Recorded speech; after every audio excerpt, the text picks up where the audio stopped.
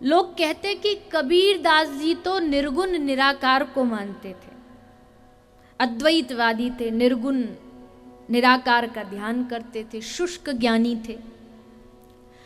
पर इसके उत्तर में भक्तमाल में एक बड़ा प्यारा चरित्र है, जिससे ये बात एकदम स्पष्ट हो जाएगी कि कबीर दास जी शुष्क ज्ञानी नहीं थे, परम प्रेमी थे भगवान के। हमारे ब्रज के ही एक बड़े अच्छे महापुरुष हुए श्री हरिराम व्यास जी। व्यास जी के अनंत पद हैं, हम सब गाते हैं। तो हरिराम व्यास जी सत्संग कर रहे थे, तो सत्संग करते करते हरिराम व्यास जी ने ये कह दिया, अरे कबीर दास जी तो ज्ञानी थे, वो भला निकुंज लीला क्या जाने, प्रिया प्रीतम की क्या लीला होती है कबीर दास जी को क्या पता। ऐसा उनके मुख से निकल गया। अब बोल तो दिया। अब शाम को आए, अब उनका नियम था व्यास जी का नित्य ध्यान करना, राधा माधव का लीला का दर्शन करना। पर आज जब व्यास जी ध्यान करने बैठे तो राधा माधव गायब थे, कहीं दिखाई नहीं दे रहे। सोचा कि हो सकता है बुद्धि कभी कभी बोरा जाती है, कहीं और लग गई होगी, चलो थोड़ी देर बाद ध्यान करेंगे। थोड़ी देर बाद फिर प्रयास किया एकाग्र होने का, फिर कोई ध्यान नहीं, कोई लीला दर्शन नहीं। जब बार बार ये होने लगा तो समझ गए कि हमसे कोई महत अपराध हुआ है, किसी बड़े महत्पुरुष का अपराध हुआ। मैं बार बार कहती हूँ, भजन ना करो कोई बात नहीं, चल जाएगा, पर किसी संत महापुरुष का कभी अपराध मत कर देना, क्योंकि अपराध किया तो वो जितना भी बैंक में, वैसे तो बैलेंस है ही नहीं हमारे, थोड़ा बहुत जो कर भी लेते हैं, एक आध माला कोई थोड़ा बहुत है भी, तो वो भक्त अपराध करने से तुरंत नष्ट हो जाता। तुरंत माने तुरंत।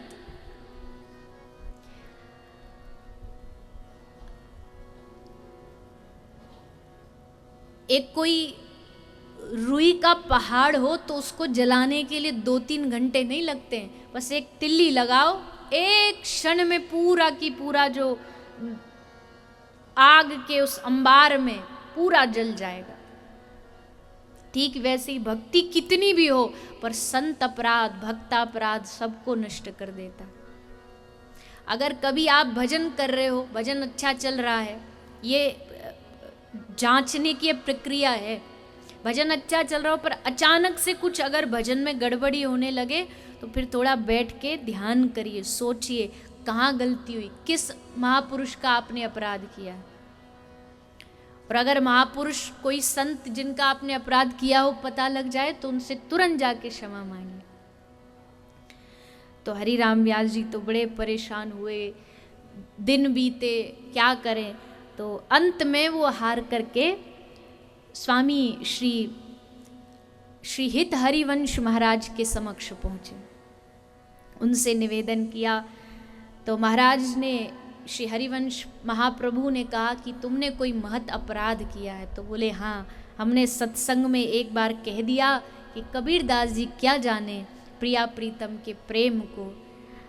तब श्री हरिवंश महाप्रभु ने कहा कि यही आपका भक्त अपराध है। अरे कली में साचो भक्त कबीर, कली में साचो भक्त कबीर, जबते हरि चरणन रति उपजी, तबते बुन्यो न चीर। कलिकाल में ऐसे परम भक्त कबीरदास, जाओ यमुना के घाट पे बैठो, कबीरदास जी का ध्यान करो, उनको मनाओ, और वो प्रकट हो तो उनसे क्षमा मांगो। तो श्री हरिराम व्यास जी ने यमुना के घाट पे खूब ध्यान किया, यही पद गाया, और जैसे पद समाप्त हुआ उसी समय श्री कबीरदास जी प्रकट हो गए। हरिराम व्यास जी ने दौड़ के श्री कबीरदास जी के चरण पकड़ लिए। महाराज हमसे भूल हो गई। कबीरदास जी ने कहा कि हाँ, माना कि हमारी रचनाओं में लीला रस ज़्यादा नहीं है, पर भगवान सबको अलग अलग वस्तु के लिए चुनते हैं। व्यास जी आपको चुना भगवान की लीला गाने के लिए, सूरदास जी को चुना उनकी लीला गाने के लिए, हमको चुना है भगवान ने कुछ जीवन की वास्तविकता बताने के लिए, हम वही अपने पदों में गाते हैं। कबीरदास जी के खूब सुंदर सुंदर जीवन जीने के लिए क्या करना चाहिए, ऐसे पदों का कबीरदास जी ने गान किया है।